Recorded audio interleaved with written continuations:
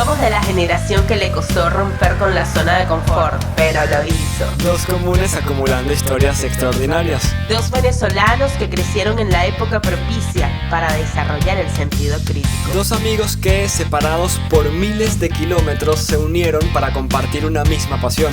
Somos dos a quienes la política, la comunicación y la vida nos invitan a hablar, escuchar y sentir. Somos dos, pero nuestra mesa es redonda para que vengan todos los que quieran compartir con nosotros. Soy Andreina. Y yo, Jesús Eduardo. Y te damos la bienvenida en Política en Podcast, un espacio de periodismo, análisis y charlas. En los controles, Di Verde, de Producer. Este es un episodio especial de En Política en Podcast y decidimos grabarlo porque este año 2024 será un año intenso desde el punto de vista político-electoral, y es que se realizarán 10 elecciones en 9 países de la región. Es la primera vez que en Política nos preparamos en nuestra sala de redacción en Caracas y en Buenos Aires para cubrir tantas elecciones en un mismo año. Lo haremos con el mismo profesionalismo para llevarles la cobertura más completa de todos estos procesos electorales. En este nuevo episodio de En Política en Podcast haremos un paneo por estos países, cuándo se vota, quiénes son los candidatos, qué se elige, qué dicen las encuestas y cuál es el contexto político y social en el que se desarrollarán estos comicios. Me acompaña como siempre desde Caracas mi amiga Andreina. Bienvenida. Gracias, Jesús Eduardo, por esta bienvenida, y gracias a todos los que nuevamente nos escuchan. Y sí, necesitábamos hacer un episodio especial porque este año electoral lo amerita. Como bien lo dijo Jesús Eduardo, son demasiadas convocatorias y primera vez que Política pues las va a cubrir todas y va a llevar la información a través de sus redes sociales a cada uno de nuestros seguidores.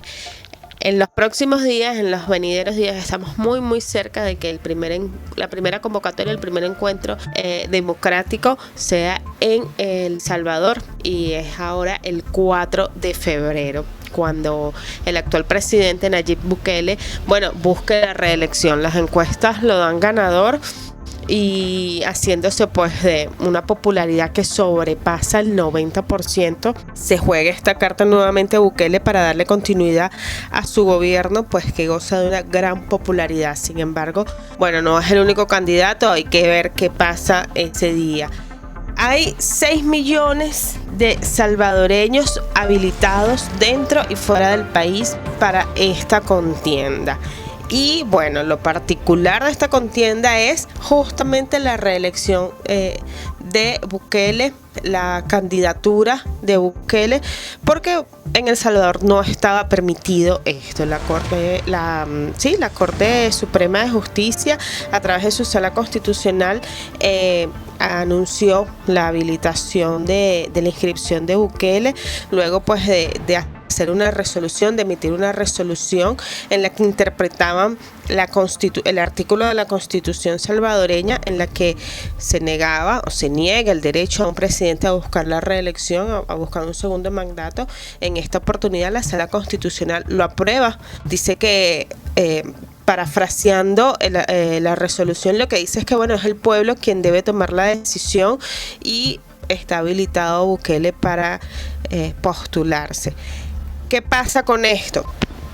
Juristas y la oposición, igual la mirada internacional está puesta sobre Bukele, porque en la interpretación que se da desde la otra acera es que pues Bukele está buscando atornillarse en el poder.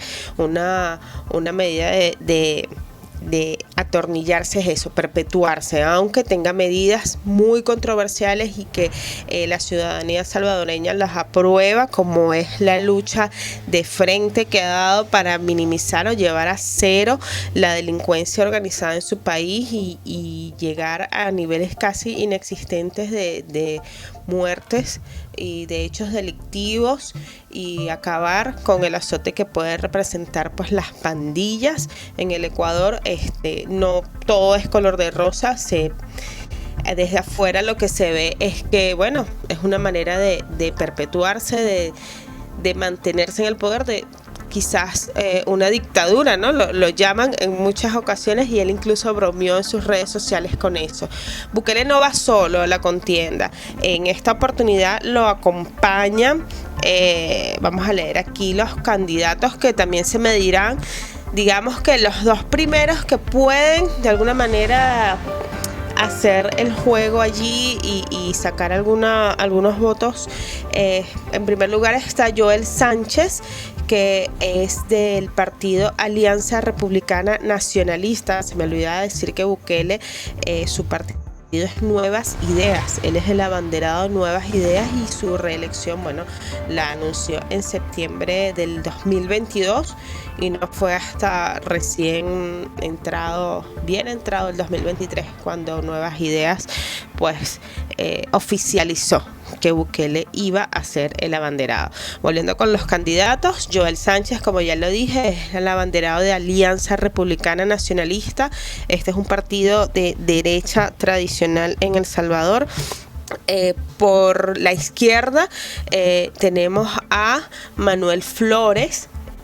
Como tercer candidato o cuarto, contando a Bukele, tenemos a Luis Parada. Él es de tendencia conservadora. Luego está José Renderos. Él va por el partido Fuerza Solidaria. Y la única mujer que compite en esta contienda, y vamos a ver qué porcentaje logra en esta convocatoria presidencial, es Marina Murillo. Ella va por el partido Fraternidad Patriótica Salvadoreña. Estos son los candidatos pues que se miden, aunque ya digamos el panorama da ganador a Bukele. Bueno, hay que ver qué dicen los números finales y hacer luego el día siguiente, lo que en el periodismo se llama el día siguiente, que es evaluar los números, evaluar, digamos, la opinión ciudadana, la opinión democrática que se ejerce en cada voto y pues darle una lectura a esto. Sabemos que Bukele pues su combate a las pandillas, así como medidas económicas, le dan una carta blanca para lanzarse nuevamente, pero veremos qué pasa allí. Esa es la primera cita, la primera convocatoria que tenemos en política en este cronograma electoral. ¿Quién es el segundo, Jesús Eduardo? Antes de pasar al segundo, André, sí es muy interesante El Salvador con lo que sucede, porque Bukele se presenta como un presidente cool, un presidente de redes sociales, el tema del Bitcoin. Pero no todo es color de rosa y lo explicaste muy bien. A veces me preguntan, ¿qué piensas de Bukele? ¿No? Porque afuera se escuchan cosas buenas y malas. Lo acusan de violación a derechos humanos a los reclusos, a los pandilleros. Y en esta oportunidad de contrariar la constitución que le impide la reelección. Y usando su control o su poder sobre los otros poderes del Estado, se interpreta el derecho a su favor, y esto es lamentable, y como se dicen cosas buenas, también se tienen que decir las malas. Y por eso es muy interesante, y que es bastante interesante que sea la primera elección. La segunda cita electoral la tenemos en República Dominicana con las elecciones municipales. Estas elecciones podrán ser muy locales, pero no dejan de ser importantes. La Junta Central Electoral de República Dominicana ya presentó el cronograma y fijó estas elecciones municipales para el 18 de febrero. Un poco más de 8 millones de dominicanos están convocados a votar en estas elecciones locales. Se van a elegir alcaldes, vicealcaldes y otros funcionarios en más de 150 municipios. Específicamente se van a elegir 158 alcaldes. Estas elecciones son muy importantes y queremos darle ese panorama porque estas elecciones son importantes en Dominicana, y lo son porque 3 meses después, es decir, específicamente en mayo, van a haber elecciones generales, porque se va a elegir presidente, vicepresidente, senadores, diputados. Entonces, estos comicios permitirán a las distintas fuerzas políticas, a los partidos políticos, afinar su estrategia, no solo para ganar la mayor cantidad de alcaldías, sino para despejar el panorama, para de una u otra forma llegar mejor posicionado a esas elecciones generales. Para esto, el propio presidente Luis Abinader, él es de centro derecha, tomó la batuta de esta contienda electoral, pese a que es una contienda electoral, repito, muy local, pero igual él tomó la batuta. nada, él apoya a los candidatos de su partido, el Partido Revolucionario Moderno.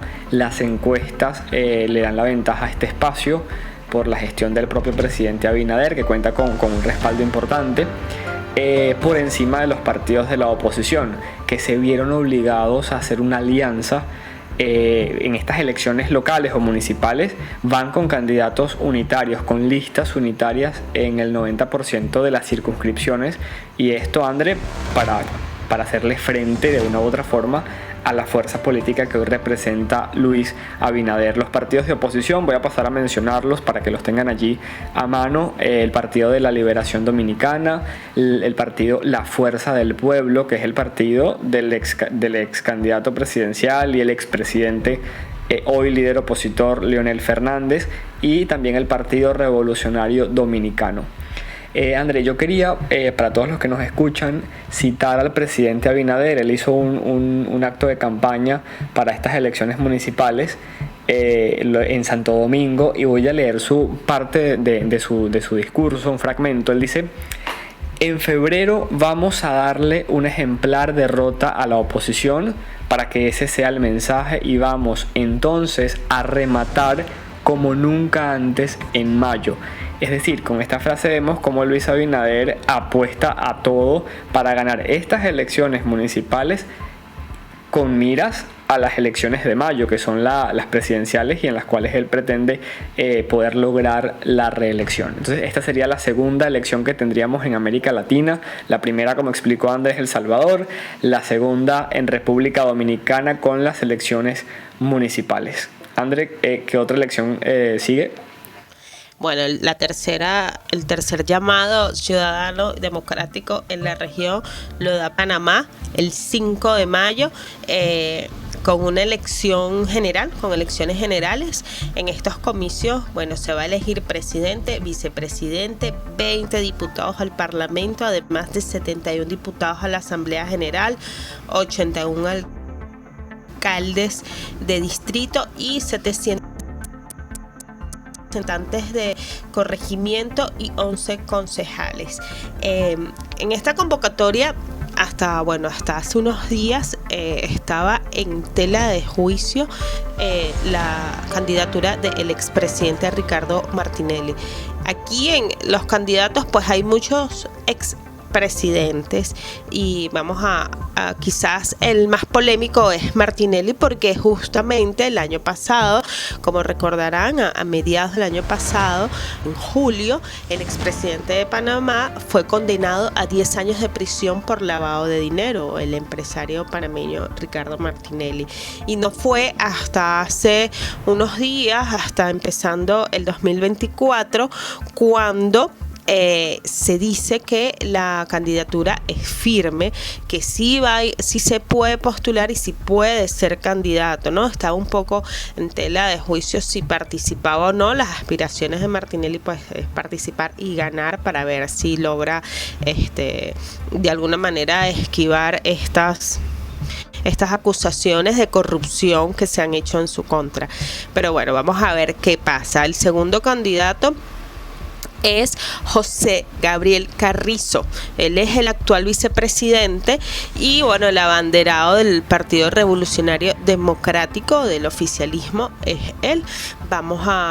Tiene todas las de ganar, porque las encuestas lo dicen, pero no está solo en la contienda. Además de ellos dos está Martín Torrijos, que él es expresidente también de Panamá. Fue presidente entre el 2004 y el 2009.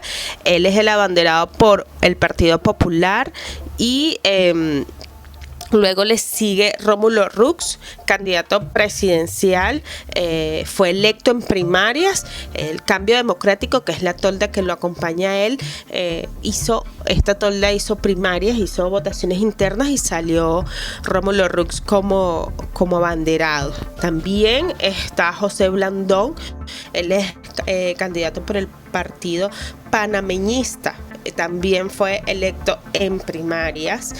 Luego está José Alberto Álvarez. Él fue candidato en el 2019, pero no se alzó con la victoria. Repite como candidato, esta vez, por el Partido Alternativa Social Independiente. Y luego viene Ricardo Lombana. Él es candidato del movimiento Otro Camino, también ratificado a través de la Convención Nacional, es decir, no se hicieron primarias, pero la tolda Movimiento Otro Camino pues le alzó la mano, le dio el apoyo para que él fuera candidato. Y luego tenemos 3 candidatos independientes que van a esta contienda, 2 mujeres, Zulay Rodríguez, Maribel Gordón y luego Melitón Arrocha.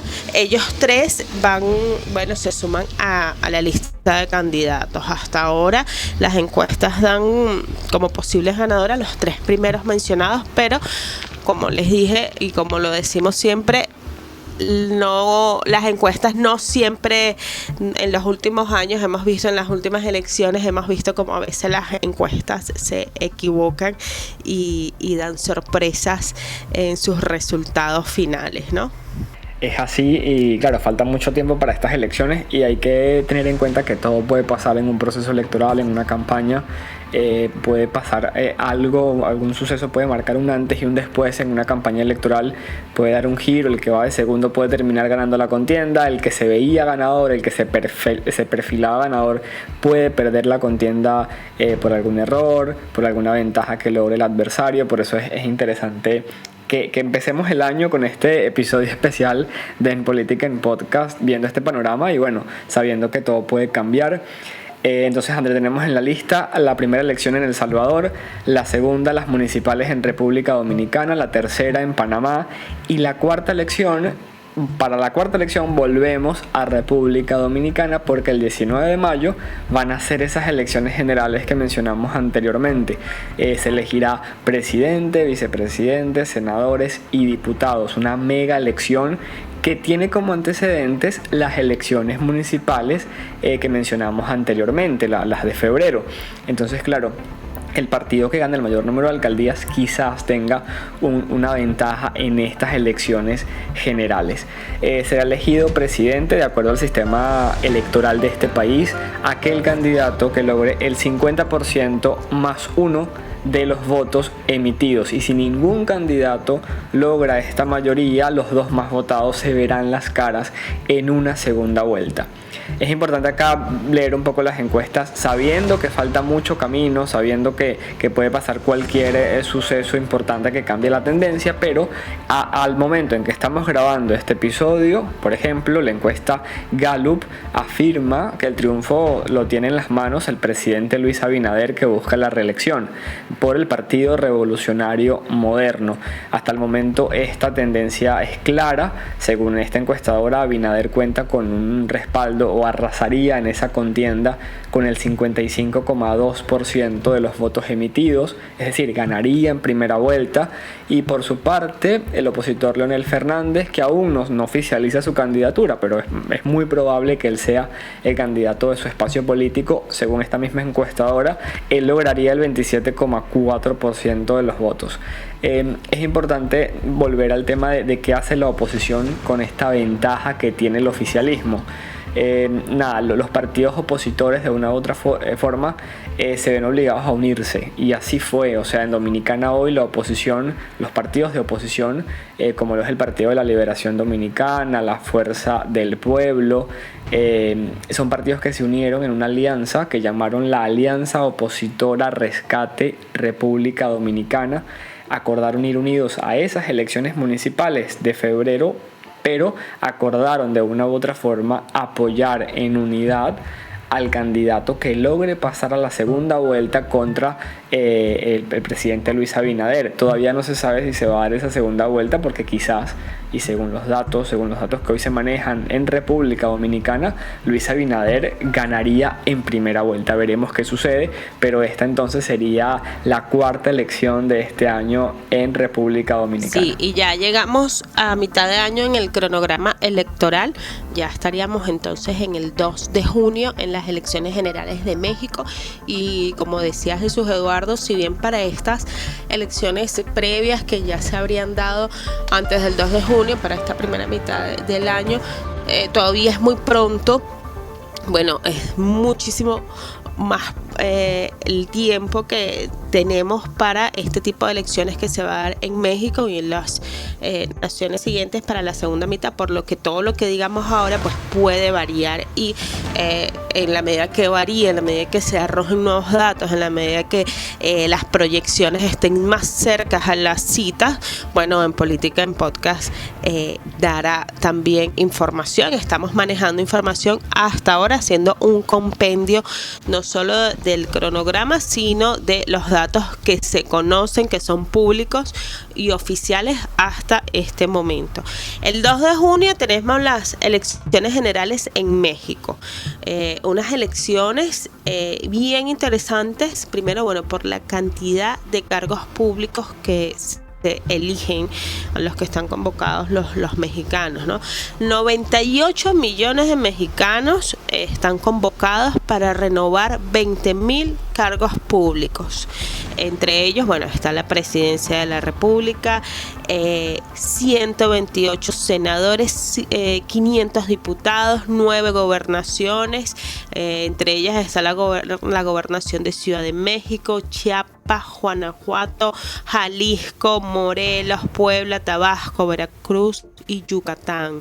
Es la primera vez que México podría ser una mega elección. Es un dato importante.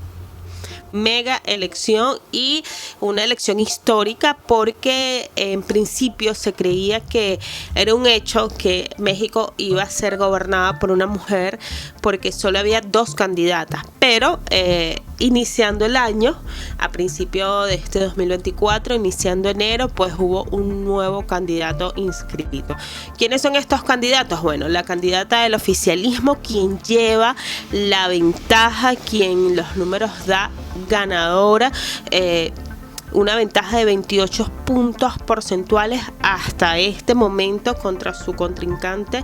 Ella es Claudia Sheinbaum, la candidata pues del partido oficialista de Morena, y su contrincante o la opositora, la ex senadora Xóchitl Gálvez, está de segunda en las encuestas hasta ahora, y ella es la abanderada del Partido Acción Nacional, el Partido Revolucionario Institucional y el Partido de la Revolución Democrática. Hubo allí una coalición para que ella fuera la abanderada de la oposición y pues aglutinar muchos más votos y lograr pues políticamente la victoria.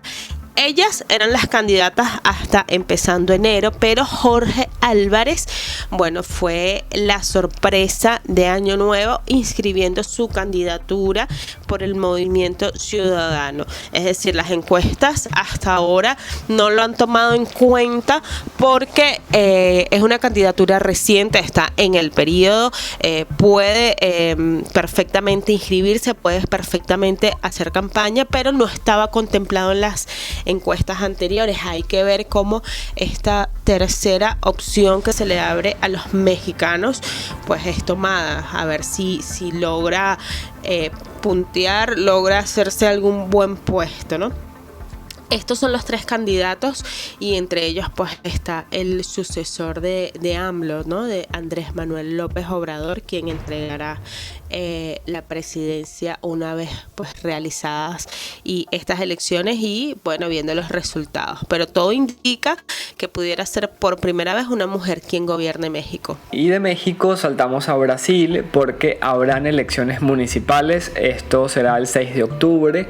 En esta contienda cerca de 152 millones de brasileños acudirán a las urnas electorales para elegir alcaldes, vicealcaldes y concejales en más de 5,000 municipios. Estamos hablando, al igual que México, de una mega elección Pero esta elección, por lo menos en Brasil, es muy particular porque está marcada por la polarización política, una polarización política que está pues conformada por los seguidores del gobierno del presidente izquierdista Luis Ignacio Lula da Silva y por los seguidores del expresidente hoy opositor Jair Bolsonaro. Es importante destacar que, al igual que en República Dominicana, en estas elecciones en Brasil son municipales, son muy locales, pero ambos sectores políticos se juegan todas sus cartas, se juegan todos sus recursos para movilizar las maquinarias para ganar la elección. Esto de una u otra forma permitirá darle fuerza a los espacios políticos y jugarán un papel muy importante en cuanto a la correlatividad de fuerzas en las regiones en Brasil, con miras a las elecciones presidenciales que se deben realizar en el 2026. Bolsonaro está inhabilitado por decisión judicial, se dice que su sucesor o el candidato por su espacio político podría ser su hijo. Y están jugando a eso. O sea, estas elecciones municipales son muy importantes para ver cómo está conformada o cómo hoy existen, cómo se da el componente político, las fuerzas políticas, quién maneja hoy la mayor cantidad de electores.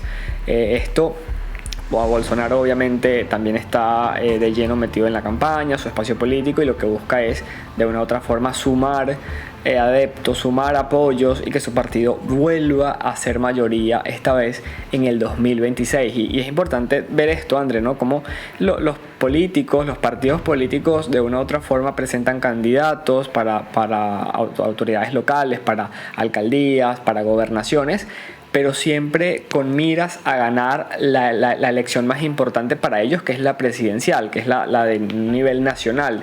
Y es muy importante poder analizar eso, porque hay veces que los políticos de una u otra forma de toda su atención la centran en estas elecciones locales para lograr catapultarse, y a veces no lo logran. Vemos si en Brasil eso se va a dar o no, pero en estas elecciones municipales, bueno, van a ser el 6 de octubre y ya estaríamos por la sexta elección de este año en América Latina. Sí, y ya, bueno, para finalizar el 2024 ya nos situamos en el mes de octubre, en este calendario electoral que estamos desglosando en Política en Podcast. Nos situamos el 27 de octubre y el país convocado en este caso es Uruguay. Uruguay pues va a renovar su poder ejecutivo, va a renovar presidente, vicepresidente, pero además 30 senadores y 99 diputados, ¿no?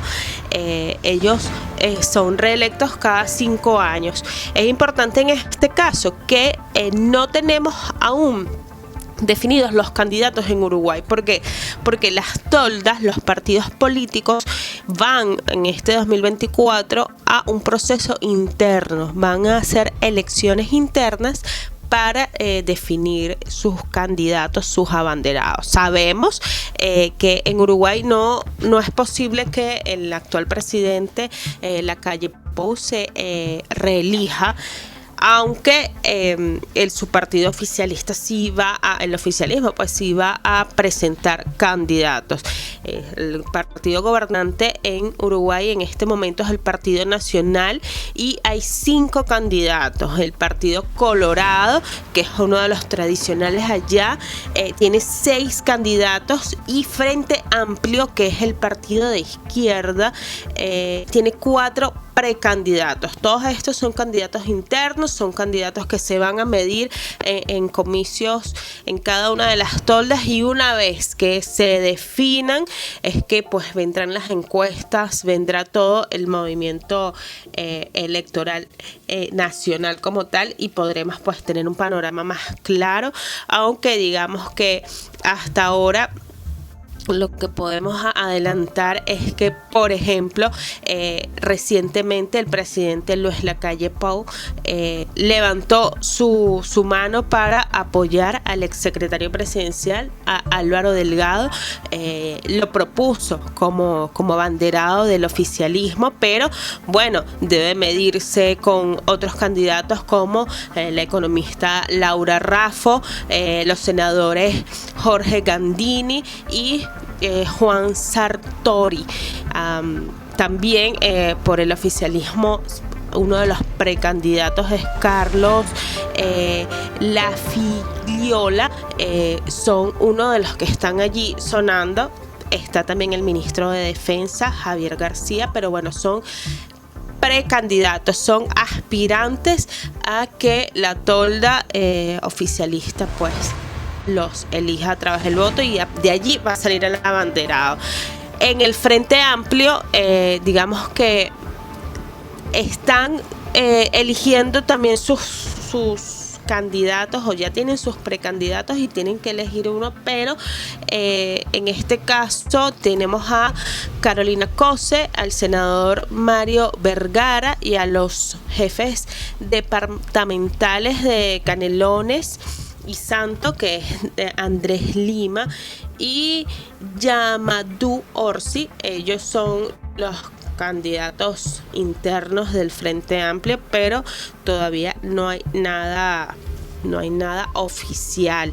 Ellos deben hacer estas internas unos meses antes para poder luego desarrollar la campaña electoral, y bueno, para ese momento nosotros desde En Política en Podcast vamos a llevar toda la información oficial que se despliegue para entonces. Y continuamos en el Cono Sur, porque ese mismo día, cuando vota Uruguay, también está votando Chile. El 27 de octubre también vota Chile, y lo hace para elegir a gobernadores y también para elegir alcaldes y concejales. Es decir, hay elecciones regionales y municipales. El dato importante en esta contienda en Chile es que es la primera vez que se da una elección bajo el sistema de voto obligatorio para los ciudadanos mayores de 18 años.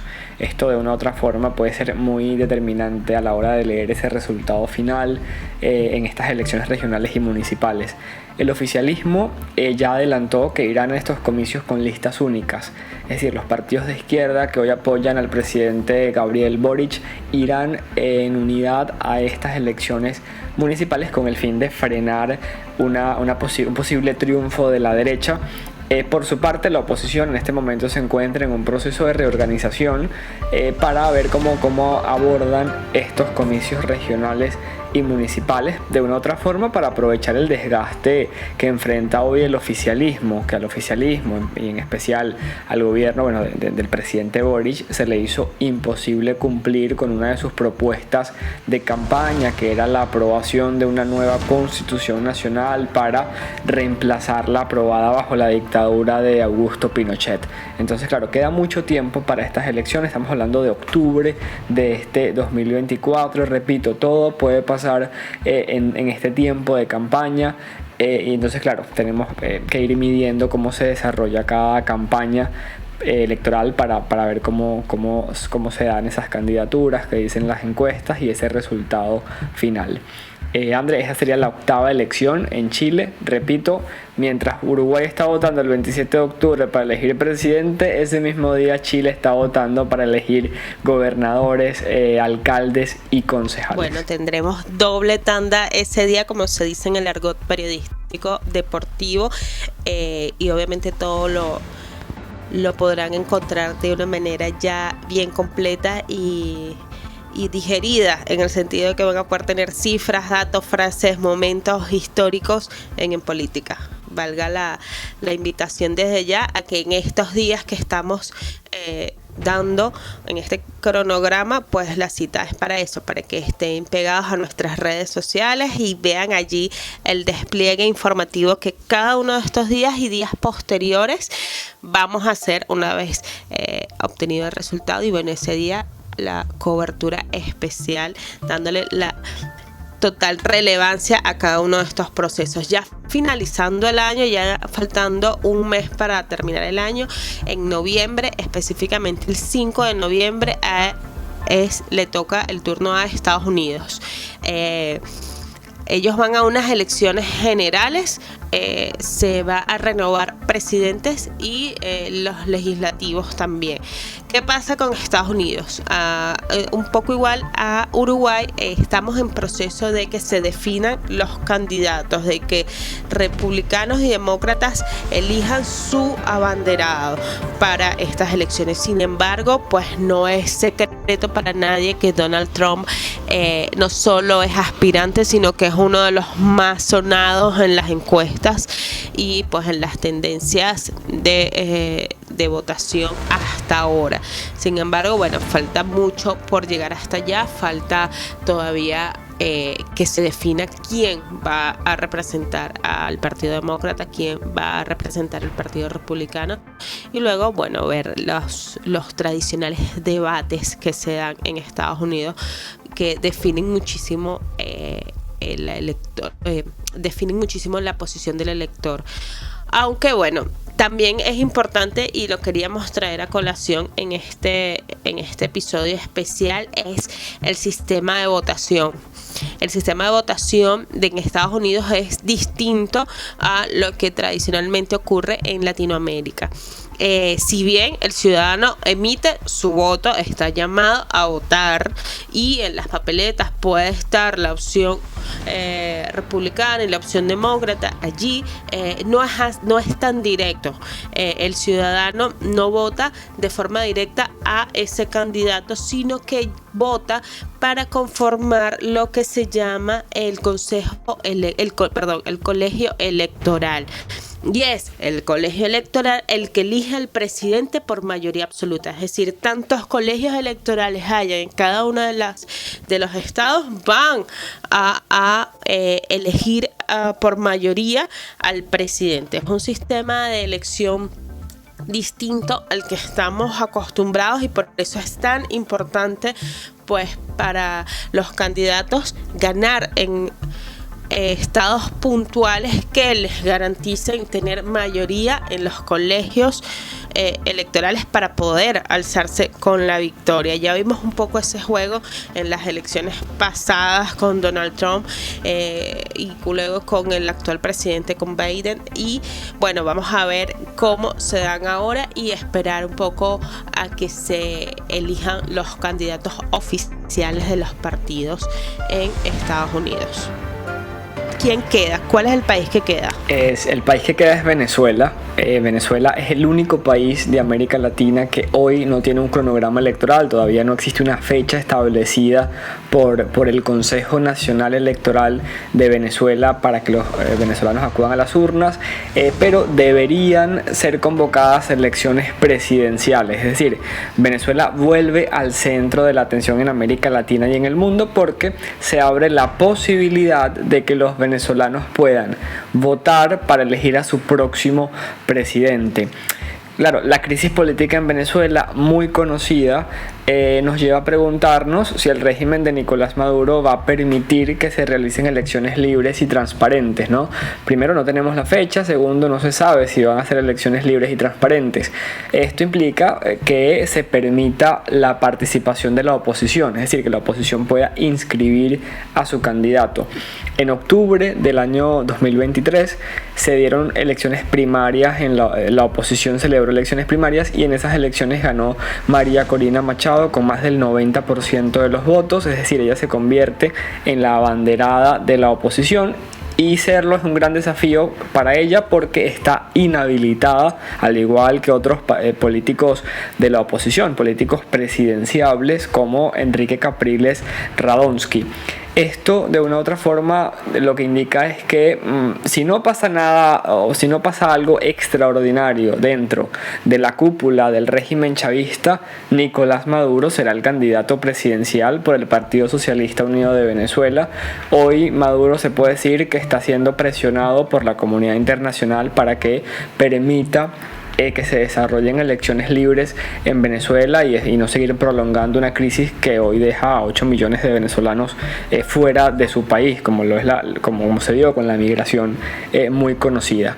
Con este panorama cerramos este cronograma, André, un cronograma electoral muy intenso que nos obligó a grabar este episodio especial con el fin de que ustedes tengan a mano la lista de las elecciones que se van a dar durante todo este año en América Latina. Bueno, y también incluimos a Estados Unidos. No sé si quieras despedirte, André. La lista se acaba acá, así que nada. Claro, concluimos con Venezuela. Nos queda pues noviembre y diciembre despejados a la espera de la fecha oficial de Venezuela. Siempre o por tradición las elecciones en Venezuela son en diciembre, las primeras semanas de diciembre, pero bueno, será el Consejo Nacional Electoral quien ponga la fecha y en ese momento pues en política informará debidamente a sus seguidores cuándo será la fecha y tengan la seguridad de que vamos a estar cubriendo ese y todos los eventos electorales y no electorales que se susciten en el 2024. Agradecida con cada uno de ustedes por escucharnos, agradecida con Jesús Eduardo por acompañarme en este episodio especial y tengo la seguridad también de que haremos un muy buen trabajo, un trabajo de esfuerzo y dedicación en cada una de estas coberturas y posteriores análisis.